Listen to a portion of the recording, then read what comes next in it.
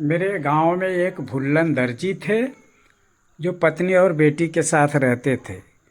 उनकी हर बात को कुछ ही देर में भूल जाने की आदत के कारण ही उनका नाम भुल्लन पड़ गया था। कोई ब्लाउज सीने को देता तो भूल से उसे चड्डी बना के दे देते थे। कोई शर्ट का कपड़ा देता था तो पैंट बना के दे देते थे। बस यही कारण था कि उनको अब कोई काम देने से भी मना कर देता, जिससे उनकी कमाई बंद हो गई। घर का खर्चा पानी चलना मुश्किल हो गया। उनकी पत्नी ने एक बार कहा, क्या आप एक गाय क्यों नहीं लेके आते? हम लोग गाय का पालन करेंगे।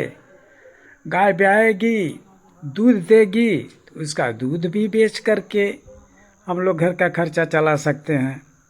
या तो अगर दुधारू गाय ही मिल जाए तो और अच्छी बात है। भुल्लन चल दिए अब गाय खरीदने के लिए। भैया गए दूसरे गांव में, खोजते खोजते खोजते खोजते उनके दिमाग से बात निकल गई कि मैं तो गाय खरीदने आया था। अब उनके दिमाग में ये बात निकल गई तो अब करे क्या? बहुत सोचा मैं क्या करने आया था।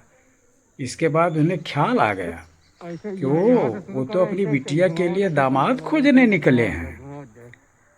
चलो अब दामाद खोजना शुरू हो गया।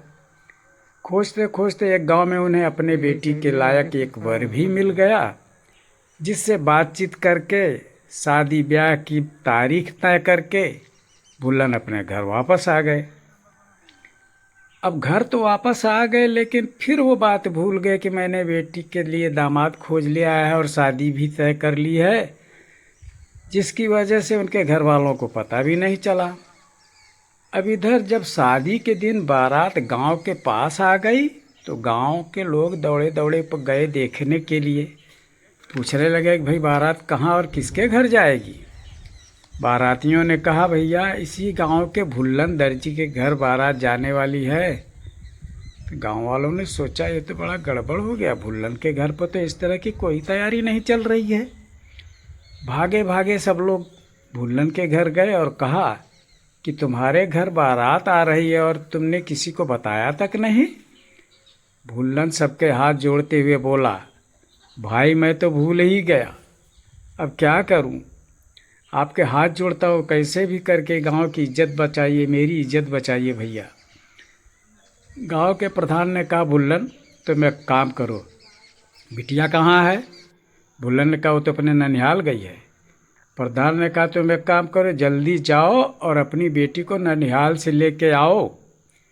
तब तक हम पूरे गांव के लोग मिल कर के तुम्हारे बारातियों की सेवा सत्कार भी करेंगे और शादी ब्याह की भी तैयारी करेंगे, लेकिन तुम जल्दी आ जाना, आगे का काम हम लोग तब तक संभाल लेंगे।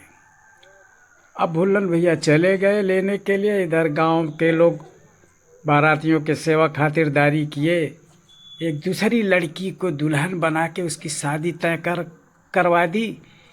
और शादी के बाद दूसरे दिन जब विदाई की बारी आई तो लोग पूछने लगे, भाई लड़की को विदा करो।